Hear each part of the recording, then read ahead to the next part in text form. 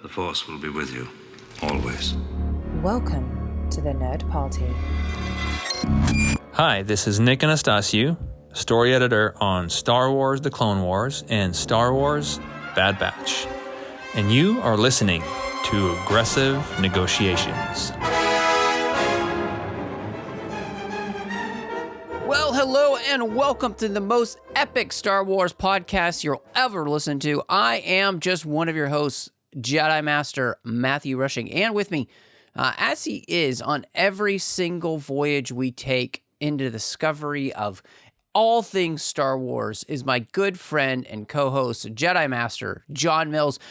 John Mills, are you excited that we are going to talk about Old Greenie tonight? Oh boy, am I ever. I am so excited to talk about Old Greenie. Old Greenie lives close in the heart. Old Greenie could even be the alternate name for this show because good grief, we are absolutely the number one fans of Old Greenie and can't wait to see every time that he chooses to shine. Well, we are so excited to be continuing our retrospective here on The Mandalorian as we work towards The Mandalorian and Grogu coming out into theaters. We are, as everybody can tell, I think, going to be talking about the final episode of Season 2, The Rescue, where none other than Luke Skywalker himself shows up, coming to the rescue of our intrepid heroes. But before we dive in, of course, you could find us wherever you find podcasts, and we would absolutely appreciate it if you would subscribe, rate, and review the show wherever you can, like Apple Podcasts, Spotify, all those places. Help us out. Tell a friend. If you like Star Wars, help them find the best little slice of Star Wars heaven that they'll ever get in Aggressive Negotiations. You can also follow us and interact with us on social media. We would love that. We're on X Twitter at the Jedi Masters. Entire network is on Facebook at facebook.com/The Nerd Party. You'll find us online as well at thenerdparty.com and on Instagram at The Nerd Party. So please interact with us in all of those places. We would love it. But John, I wanted to kind of ask you, if you could go back in your mind to when this episode was going to air, how are you feeling about where you hoped that, I guess, you know, this season might end? I mean, this is 2020 in December, and so how are you feeling with knowing that, you know, this season was about to wrap up and, you know, you were going to have a Mandalorian-free Christmas? Well, 2020 was, of course, a very special time in everybody's lives, and all I know is that I really wanted this to be the longest episode. I wanted this to be like a 2-hour episode. Every little bit of anything to give it joy was something to hold on to because the world was going crazy and nothing made much sense in the real world anymore. So, you know, honestly, after, you know, the second to last episode, which we talked about already, like that set a stage where it was sort of like the way my cousin felt after Attack of the Clones, where it was like, how do they go and top this? I didn't know where they were headed to from there that could possibly match sort of like the level of satisfaction that I'd had from that episode.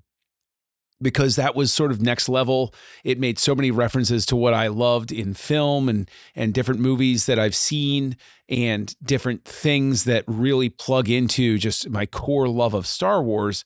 And, you know, I mean, like there were spoilers flying around. There were, you know, everybody was online nonstop. I mean, going in, did you know what to expect? Had you seen anything that was a spoiler or anything that had set the stage for you, or were you going in cold?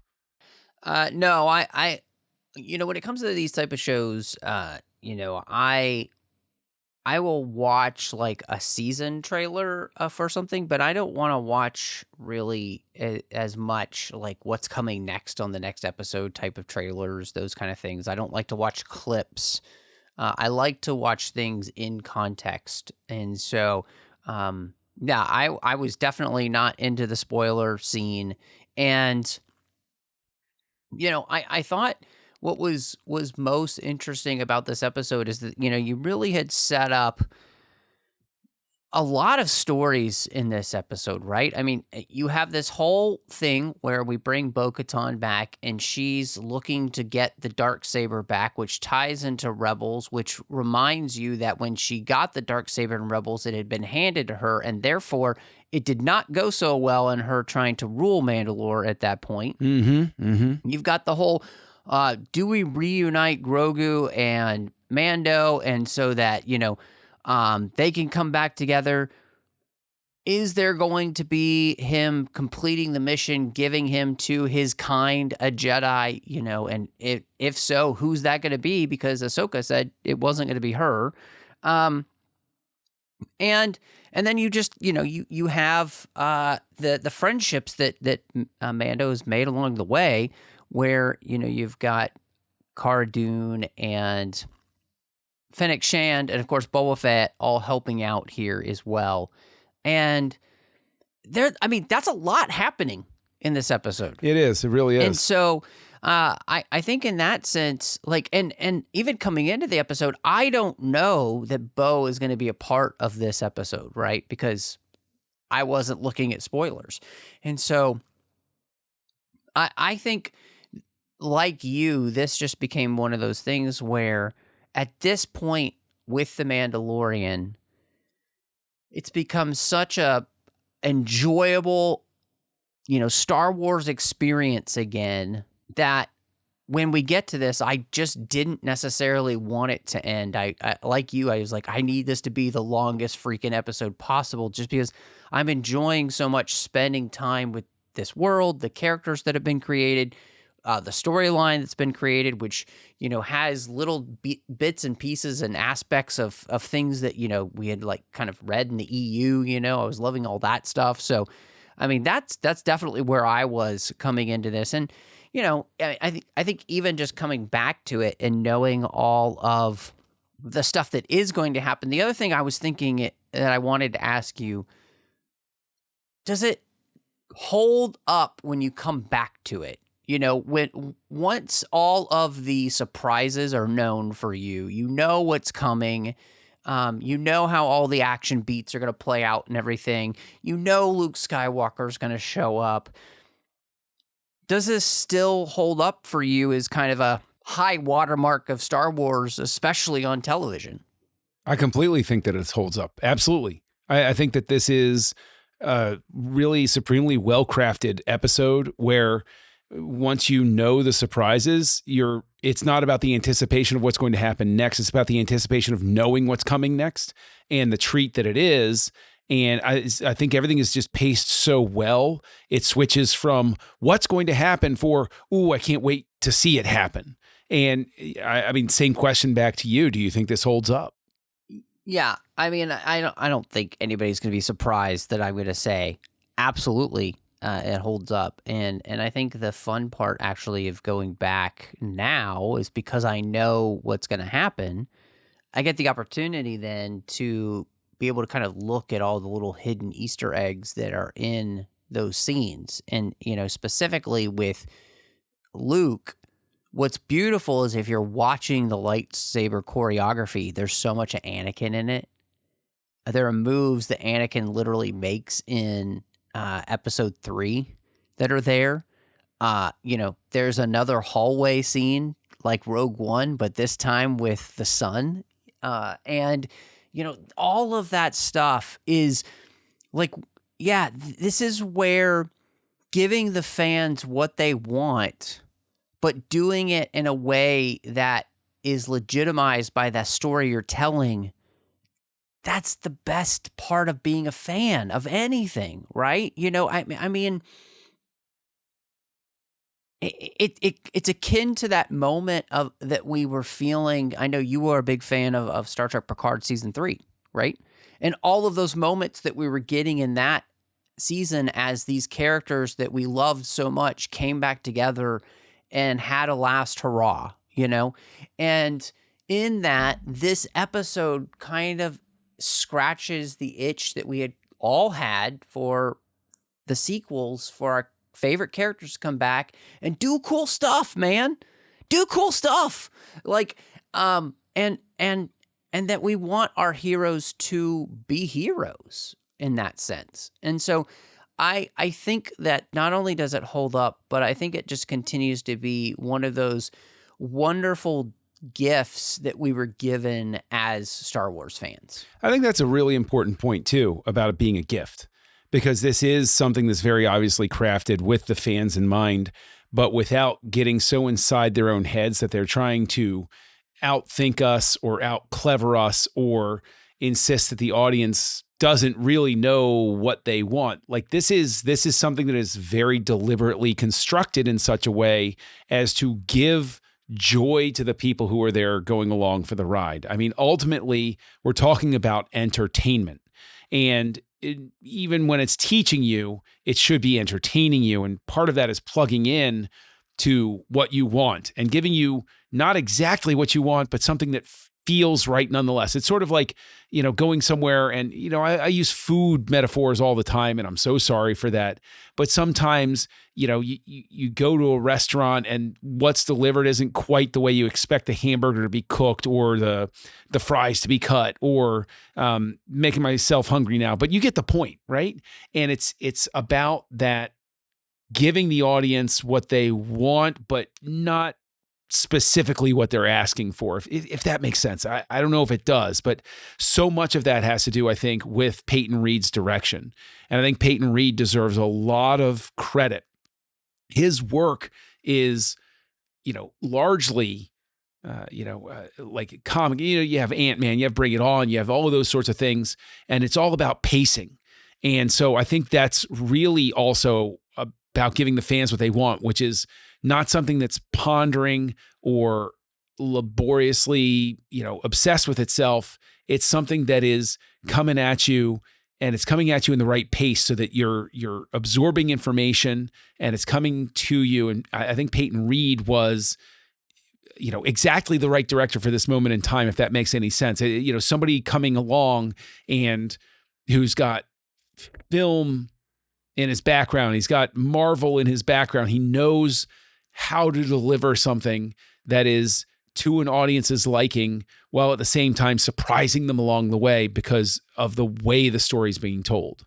Yeah, I'm really glad that you pointed that out, because, when the episode ended and, his name is there as director, I think you look back on the episode and you just think of not only how well paced everything is, but how cinematically done all of the action beats are, from the fight in the hallway with Mando and Moff Gideon, to the choreography you get with Luke, to, again, we talk about, Bo and Fennec Shan and Cara Dune, making their way through the kind of the maze that they have to go through. Oh, and having Costa Reeves there as well. I mean, so all of that, right, I think is, and again, I mean, even just the action, like, three of them take out the stormtroopers or whatever, and then you have the stormtroopers who come behind them, and then you've got Bo and Costa who come up behind them, and take them all. It's just, there's all, it's not just his just timing of the episode, but every single part of the episode, whether it's the action, whether it's a little bit of humor, whether it's those moments where characters are just kind of facing off against each other and they're having a verbal battle, like with Bo and Moff Gideon, where he's just chewing up scenery and her face looks like granite, where she just wants to, grind his bones into the ground because of what he's saying. Like, all of this stuff is just really well done. And and this is what I want to call this out, because it's something I've noticed too in these episodes where we've seen these other Mandalorians who grew up as Mandalorians. They're used to the jetpack. Watching Bo and Costa fight with the jetpack is so awesome, because it's just a part of who they are and their fighting style. And they do such incredible moves with them. It's almost as if, it's a jet foo, like it, and it's funny because, you get this character like Din who hasn't had a jetpack all that long. And, he's just much more cumbersome in just his fighting style in general. He's always ground-based. He's not necessarily thinking about the fact that he has a whole other, basically third-dimensional element to his fighting style he's just not utilizing. And I just love those little moments because they're such character developing moments without having to say anything. It's just showing us, And so that's one of the things I think, somebody like Peyton Reed and these directors and everybody behind the scenes, they've really thought a lot about what they're putting on screen. And again, this episode's longer. It's 44 minutes. But these episodes are doing that in 30 to 45 minutes. And that even speaks to, what Lucas was about, faster and more intense. That's just part of the Star Wars DNA. It's about getting the story to you efficiently and keeping it focused and bringing it to you. But, part of this episode also is, like we've been talking about, Luke comes back and they deliver Luke to us. Luke from, Return of the Jedi era Luke, not Luke as, episode 7 Luke. But there were definitely feelings about how well they pulled off the effect. And basically, you have sort of a doorbuster moment with Tarkin in Rogue One. Where do you feel that Luke's, face replace move, where does that land on a scale of 1 to Tarkin? It's not as good as Tarkin. And it is interesting to me because it actually felt like studios at that point were incredibly trepidatious about adopting kind of like off-the-shelf technology and utilizing that.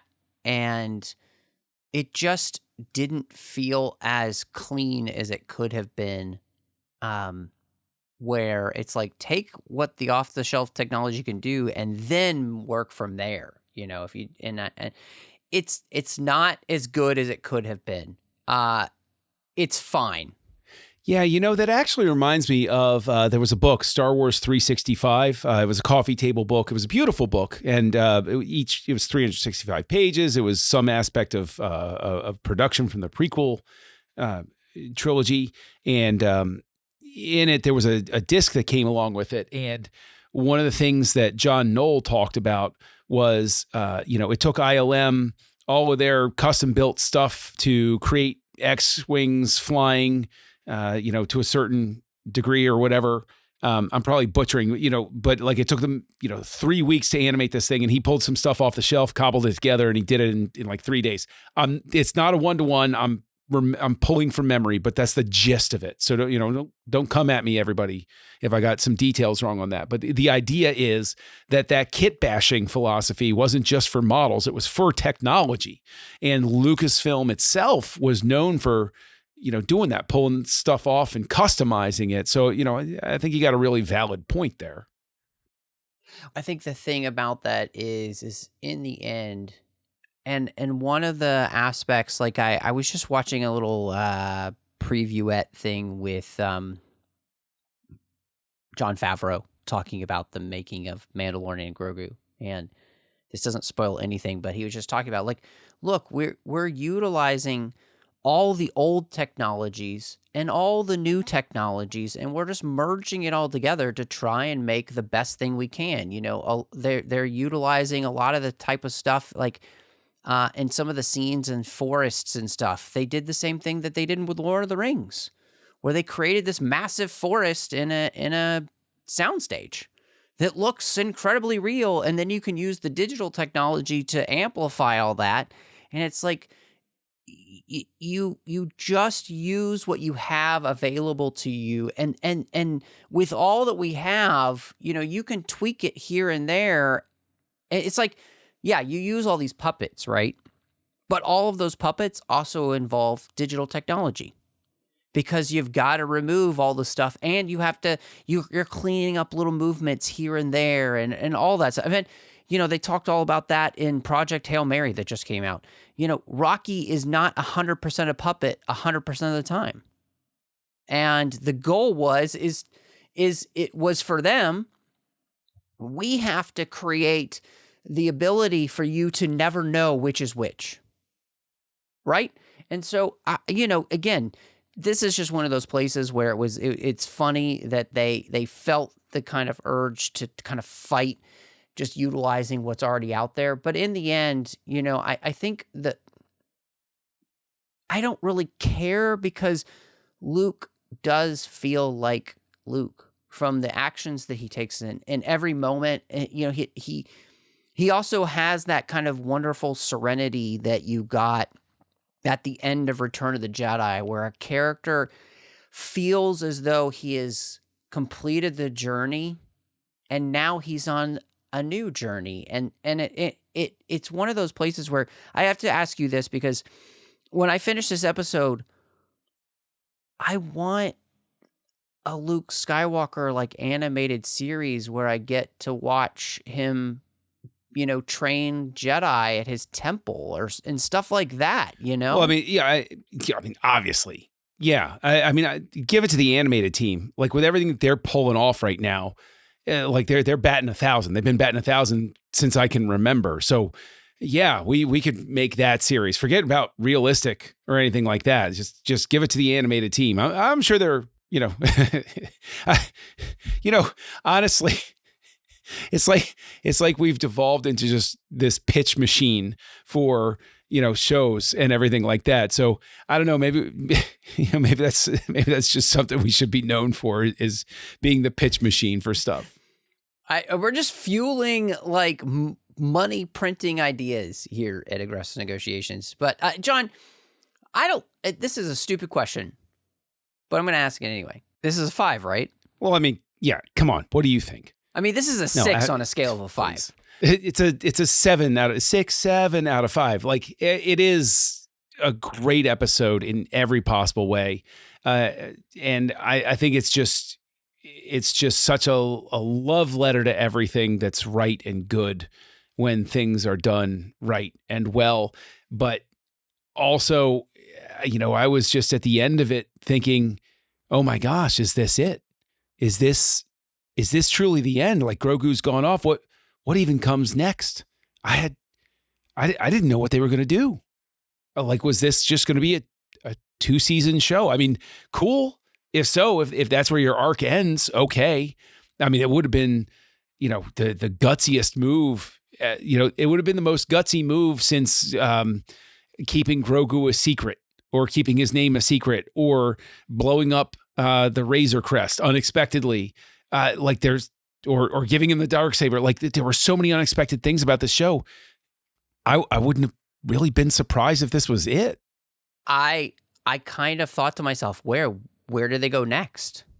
Because the whole the series is kind of built around, this lone wolf and cub idea. And if there's no cub, well, what do you do? And, it'll be interesting as we dive into season 3 next week, to see how that does. I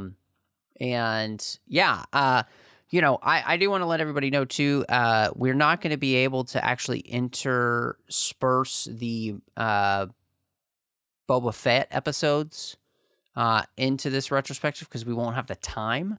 But maybe we'll do a Boba Fett retrospective at some point and talk about that for everyone. But yeah, I mean, I definitely kind of thought to myself, I think this could be just a 2-season show. And I mean, at least I was satisfied with the ending. But there were still so many things that I wanted to know about that, I was glad that it wasn't. Well, we'll see where that sentiment finds you, or where you find that sentiment when we get around to season 3, I guess. Right, Matt? As we continue this rewatch, huh? Right? Yeah. This is true. Yes. Well, John, if people wanted to catch up with you, talk about the end of season 2 or anything else Star Wars, where do they find you? Well, you can find me out there as Kessel Junkie, KESSELJUNKIE, out there on your social network of choice. But honestly, I spend most of my time on Goodreads and Letterboxd because I love talking about books and movies and little else, in all honesty, because whatever, my opinions about books and movies are all I can really affect in this world. But also, I appear on another show here on the network called House Lights that I co-host with Darren Moser and Tristan Riddell, where I patiently instruct them on everything that they need to know about film as we examine the works of different directors through time. And I frequently say stuff like this at the end of this show just to see if they're paying attention, because honestly, it's my calling. It's sort of my service in life. It's what the Lord has decided to bestow upon me, as this quest to educate them in film. It is a tough job, but somebody had to do it, and you were the best man for the job. So, well, I don't know if I'm the right man, but I'm definitely the most patient man to have to put up with their shenanigans and their tomfoolery every single week. But I love it. I love it. It's my cross to bear. I take it upon myself. It's my noble cause. Yeah, I mean, the Lord, is just really trying to sanctify you through this, and he has. So Well, thank you. Yes, thank you. Thank you for recognizing my sacrifice. It means a lot. But Matt, why don't you tell everybody where they can find you out there in the wilds of the internet, including, of course, the fact that you are the host of the 602 Club, a show that I enjoy appearing on as a guest. It's the godfather of this show. It's the origin point of this show, folks, was the 602 Club out there. But Matt, where can people find you? You can find me all over social media under the name Matt Rushing02. If I'm on the platform, you'll find me there. It's been fun. I've actually been thinking a lot about Letterboxd as well. This year, my goal is to see 52 brand new movies in the theater. So one a week, and I have been able to keep that up so far, and I've got a list of all the things I've seen in the theaters here in 2026, and as John so kindly mentioned, you can find me over on the TFM network. Outside the 602 Club, got a lot of great Star Trek talk with my good friend Chris Jones. But John, I think they are serving Corellian whiskey tonight, and some really nice Felucian cigars back at the Jedi Temple. So I think it's time to close these negotiations. Oh no, Felucian cigars? Were they gifts from the Emperor? Oh, no. Oh, Matt, we got to warn everybody. They're exploding cigars. I think it's time to close these negotiations.